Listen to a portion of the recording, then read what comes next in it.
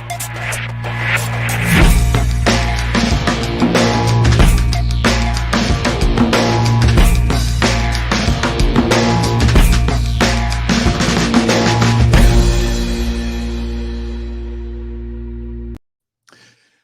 and welcome to Daily Distinction, not broadcasting from my car in a parking lot today, as was the case yesterday.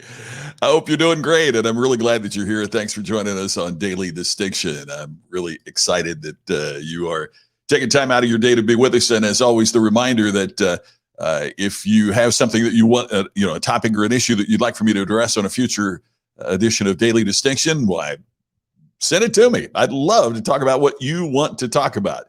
Today, we're going to be talking about employees and some of the challenges in today's economy about employees. Brian, thank you. Feels so good to have Daily Distinction iced coffee at hand.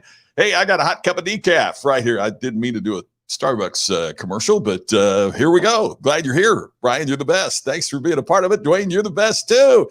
Back in Metro Atlanta. Glad you didn't get caught up in the major traffic in Crothersville when you were driving through earlier. Good to see you. Good afternoon to most. Good morning to others. I'd be one of those good morning folks, Donovan. Great to see you here. Thanks for being a part of this. Thanks to everybody watching on Facebook and YouTube and Twitter and Switch. And I'm so glad that we are now live on Instagram. So thanks for watching. If you're not familiar with it and you're one of our new viewers on Instagram, Daily Distinction, we did it every day for about a year. It was about a 20-30 minute show. We took a hiatus as things were going on, and now we're back on every day with a little bit shorter program, but we're going to be on every day again. So thank you. If you're a Instagram viewer that's new to our audience, thank you very much for being here, whether you're live or on the replay. Curtis, as always, I appreciate you saying that, my friend. Thank you very much for that. I'm glad they're back too. I miss doing this. So that's great. What's the difference between employees being realistic versus being negative? Bill, what a great question to kick us off. I truly, truly appreciate that. You know, that's such a fabulous question.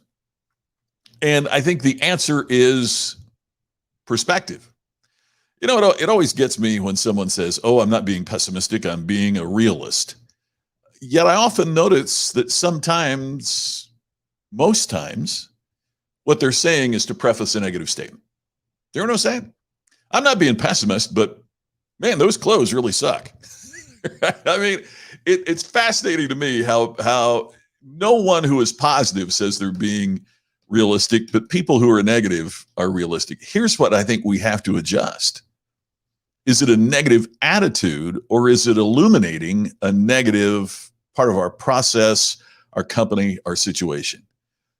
Look, I've had employees that do nothing but bring the negative, and I start rejecting that viewpoint because not everything is negative.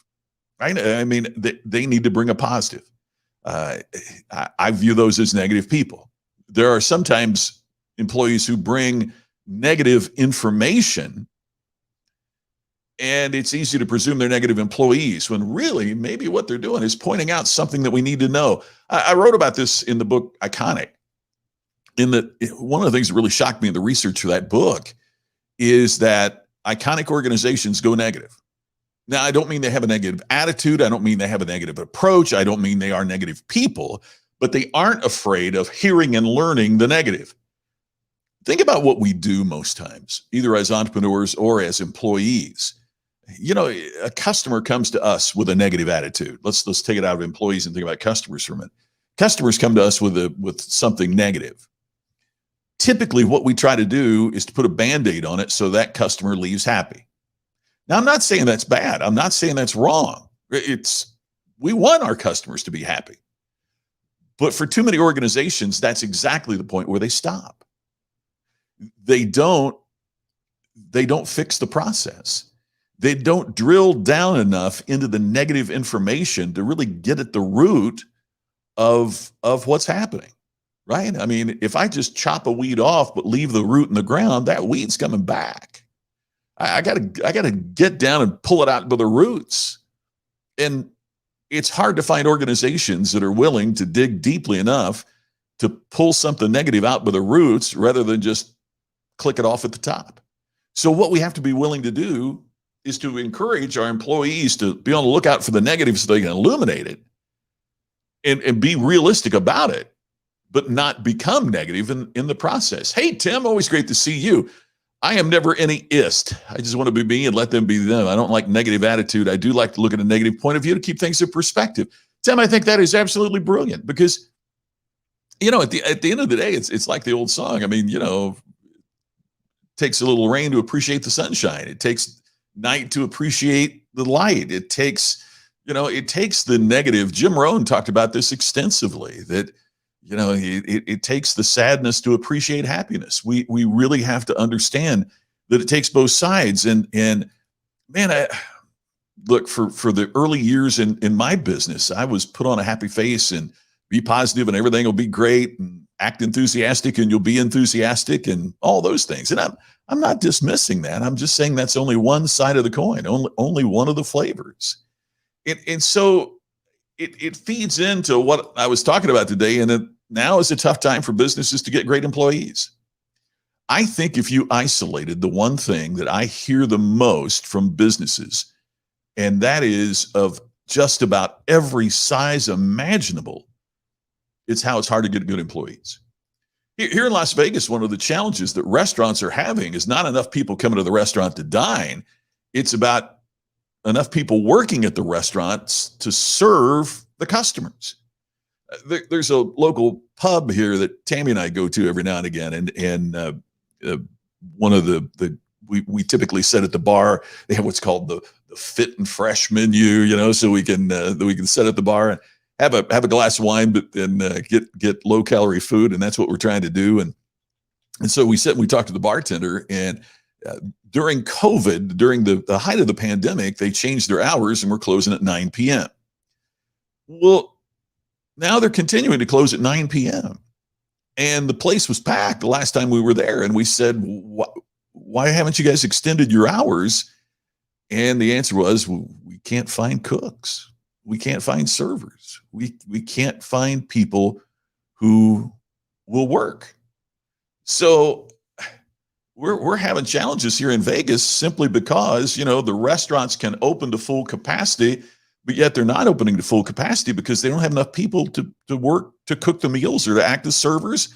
And you can imagine servers are having a difficult time because if there's not enough cooks, the meals don't get out quickly enough.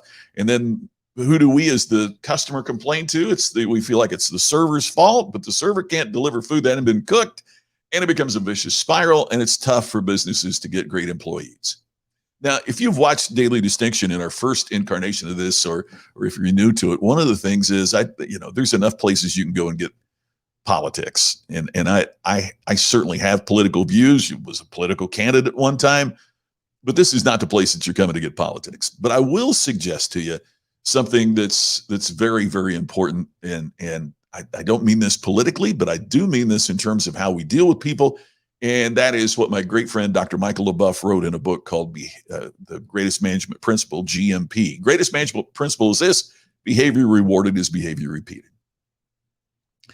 And so if you pay people not to work, they ain't going to work. If the compensation for not doing anything is relatively equal to the compensation for doing something, for many, not for all, but for many, human nature is they're not going to do anything. Now, look, I am not suggesting that we don't need to take care of the needy. I'm not suggesting that we don't need to take care of people that need help. That's not, please don't misunderstand me there. But I truly believe part of what I'm hearing from my clients and part of what I'm hearing from the places where I do business is a lot of what's making it so difficult to get good employees is the significance of the reward of not working. So behavior rewarded is behavior repeated. Now, understanding that, I want to bring up a second aspect. Is it that people don't want to work? Or is it that they don't want to work for you? I mean, I don't think Apple or Google are having big trouble finding great employees, maybe some, but not the level that a lot of us are. So part of what we also have to do is to look in the mirror and say, what can we do to make it more attractive to work here? What can I do to make it more appealing and more attractive to work here? Now, typically, we as employers have thought of that as paying higher salaries, paying higher hourly rates, paying more. And yet, many of us are challenged because of what's been going on with even keeping our own business alive, much less trying to pay more for help. Not everybody's in that situation. I know that some of us are. So, what do? Well, we have to find ways to make working with us and for us more distinctive. Look, I'm from an era, and my folks owned a grocery store where you were expected to show up on time and you were expected to work your tail off in return for the money you got paid. I don't think there's anything wrong with that. I'm not going to sit here and tell you there's something, wrong with that in today's world. However, in today's world, the other thing that we know is that employees are looking for more than compensation. They're looking for the ability to learn and train and grow. They're looking for the ability to be recognized. They're looking for the ability to have the people that they work for create good relationships. They look to work for organizations that have a purpose, that have a meaning, that have a reason. I've told this story before, but I think it bears repeating. When I got my first job as a teenager, it was on my 14th birthday at the local radio station, WMPI Radio in Scottsburg, Indiana. And here was the extent of my training. Okay, Scotty, you come in and we want you to sit there and watch Ray, and you do what Ray does. That was training, right? And then after a week, we traded chairs, and I sat there and Ray watched what I did. There was nothing formal about coming on board. There was nothing in terms of training any more than watch Ray, which, by the way, also meant that for a great part of my career, my success was determined by how good Ray was, because I wasn't going to invent anything on the spot. I wasn't going to, I was just going to do what Ray was doing. For a lot of us in small business, that's been our onboarding process. You just sit here and you watch Ray, and then and the fact of the matter is, my boss that hired me had never sat there and watched Ray. He just assumed that Ray was the right guy to train me, the right guy to be there. We can do better than that, and we need to be thinking about these kinds of things. That's one of the challenges in smaller business as well, is we have so many hats to wear.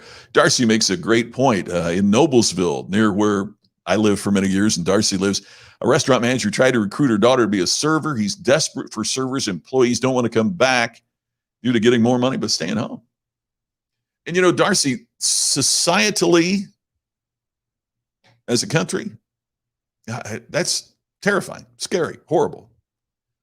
Individually, while I don't love it, I also kind of understand why people would make that call. Why do I go work for you when I can sit at home and maybe not make exactly the same amount of money, but borderline? Here's my pal Colin.